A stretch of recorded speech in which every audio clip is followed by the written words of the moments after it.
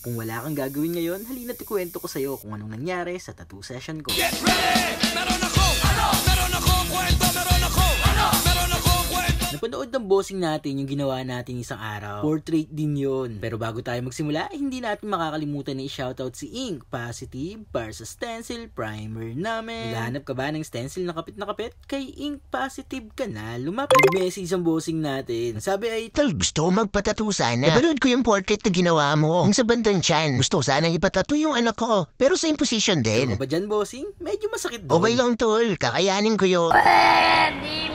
Kung sigurado ka na, edi gawin na natin. Pero teka lang, tol. Mamaya madaling araw pa yung labas ko. Kung okay lang sa'yo, medyo late tayo magsisimula. Walang problema tol, basta ikaw. Para magawa na natin yung portrait ng baby mo. At nung dumating na yung bossing natin, agad na kaming nagsimula. Nakaka-challenge talagang gumawa ng portrait. Siyempre, panibagong mukha na naman. Sa portrait, bawal kang magkamali. Kaya dapat sa stencil pa lang, dapat plakado na. Dapat makuha mo na talaga yung mga details na kailangan mo. Hindi ay maaaring magbago ang mukha. Sa experience ko, ang pinakamahirap gawin ay yung mga bata. Lalo na yung mga sanggol. Kaya naman kapatid, makakatulong talaga yung sa paggawa ng portrait yung mag-drawing ka muna sa papel. At sa panahon na to ay sobrang upgraded na. Pwede ka na gumamit ng practice kit. Kaya wala nang rason para hindi ka mag-practice. Araw-arawin mo yung pag-aaral kapatid. Dahil dyan ka talaga mahuhubog. Kahit ako, hanggang ngayon ay nag-aaral pa din ako. Nagtatanong-tanong pa rin katulad mo. Dahil ang pagtatattoo ay isang habang buhay na pagsasanay. Dito ang bossing natin ay nakakaramdam na ng sakit. Namimilipit na siya. Siyempre tayo, tamang alalay lang. Binibigyan natin siya ng word of wisdom. Inalakas din natin yung loob niya. Para mas tumagal din siya sa session natin. Kasi talagang napalaban si bossing. Hindi niya daw na-expect na ganun daw kasakit. Nanonood daw siya ng live. Yung client daw ay parang hindi nasasaktan. Pero nang siya na ang sumala, ay hindi na siya magkaugaga sa sakit. Pero para sa anak, wala daw siyang hindi kakayanin. Pero bago yun, tattoo reveal muna tayo. Ito ang masterpiece na nagawa namin ni bossing. Talaga naman tiniis niya para sa anak. Kahit ang mukha ni bossing ay hindi na maipinta. At ang kilay ay sumasalubong na. At ang sakit at abdi ay lumalala na. Pero nung masilayan ng mukha ng kanyang anak, ang lahat ay napawi. At nagkaroon ng ngiti sa mga labi. Laba ang lahat ng sakit na naramdaman ay nawala. At para bang bumalik ang memorya ng una niya tong masilayan. Tunay ngang walang makakapantay sa ligayang hatid ng ating mga anak. Para sa mga bossing natin dyan na gustong magpatattoo, eto na yung pagkakataon nyo para i-message ang lubawing. Sobrang excited na kami na makatrabaho kayo. Kaya naman huwag ka nang magdalawang isip pa, magpabook ka na ng appointment mo. I-message nyo lang kami sa TikTok, sa Instagram at saka sa Facebook page. At maraming salamat sa pagsabay mo sa tattoo session ko for today.